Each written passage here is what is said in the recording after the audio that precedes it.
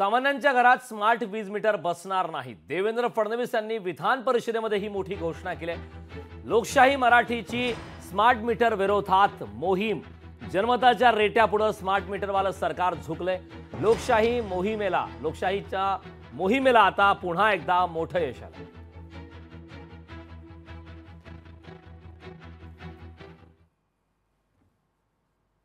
राज्य सरकारने निर्णय घेतलेला आहे, सर्वसामान्य ग्राहकांना प्रीपेड स्मार्ट मीटर बसवण्यात येणार नाही।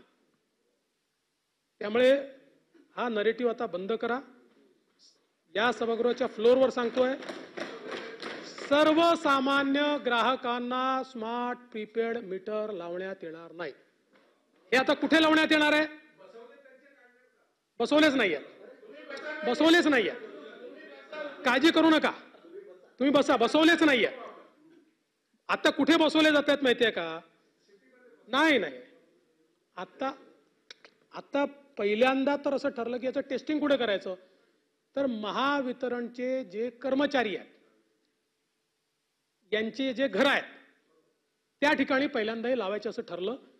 आणि हे कुठे कुठे लागणार आहेत, तर सिस्टीम मीटरिंगच्या अंतर्गत सबस्टेशन मधील सर्व फीडरवर, तसेच वितरण रोहित्रांवर, डिस्ट्रीब्युशन ट्रान्सफॉर्मर आणि सर्व सरकारी कार्यालयांमध्ये स्मार्ट मीटर बसवण्यात येणार आहे। की एकाच कंपनीला का देतोय?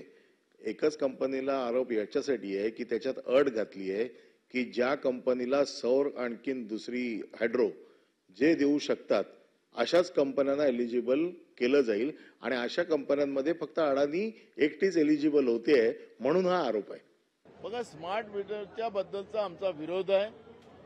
हा कुठल्या केंद्रातल्या आणि गुजरात धार्जनी मानसिकतेच्या लोकांनी त्या मीटरचा त्यांना फायदा व्हावा, त्या एजन्सीला फायदा व्हावा आणि लोकांच्या घरात अंधार करावा, ही या स्मार्ट मीटरच्या माध्यमातून योजना राज्यातलं भाजपचं सरकार, कारण भाजप सरकार याच्यासाठी म्हणतो की जे ऊर्जा मंत्री आहेत देवेंद्र फडणवीस हे भाजपचे आहेत, त्यांनी ही योजना गुजरातच्या व्यवस्थेसाठी आणलेली आहे आणि राज्यातल्या जनतेला अंधारात ठेवण्यासाठी, आणि म्हणून या योजनेचा काँग्रेसकडून आम्ही विरोध करतो।